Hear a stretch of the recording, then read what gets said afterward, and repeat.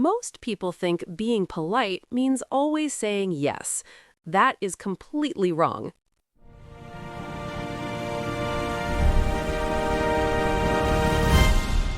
You are listening to the Fluent English podcast. I am Alex. And I am Emma.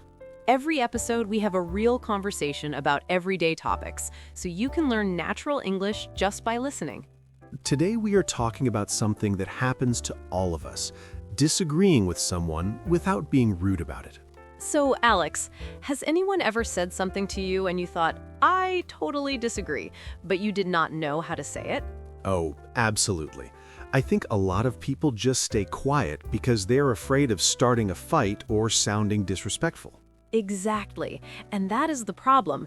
People think there are only two options, either agree with everything or be rude. But there's actually a middle ground, right? Yes, there is. And it is not that hard once you know a few simple phrases. Okay, so let's start with the basics. What is the most common mistake people make when they disagree? I think the biggest mistake is starting with the word no. If someone says something and you immediately say, no, that's wrong, it feels like an attack. Right. It puts the other person on the defensive right away. So instead, you can soften it. For example, you can say, that's an interesting point, but I see it a little differently. Oh, I like that. You're not saying they're wrong. You're just saying your view is different. Exactly. Another good phrase is, I understand where you're coming from, but... That one is great because it shows you actually listened to them first. Yes, and that matters a lot. People want to feel heard before you disagree with them. So it's almost like you have to validate them first and then share your opinion. Precisely.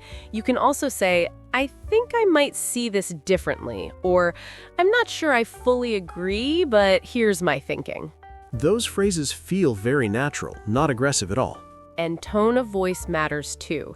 You can say the right words, but if you say them in an angry tone, it still sounds rude. That is such a good point. I've seen arguments where both people were technically being polite, but the tone made everything worse. Here is the thing though, Alex. A lot of people confuse being agreeable with being kind, but you can be kind and still disagree. Wait, say more about that. Okay, so imagine your friend says, I think working late every night shows dedication, and you think that is actually unhealthy. A lot of people would just say, yeah, totally, to be nice. Right, to avoid the awkward moment. But the kinder thing is to say, I see your point and dedication is important. I just worry that working too late can burn you out over time. Oh, that is not rude at all. That is actually caring about your friend. Exactly. So disagreeing, when done right, is not disrespectful.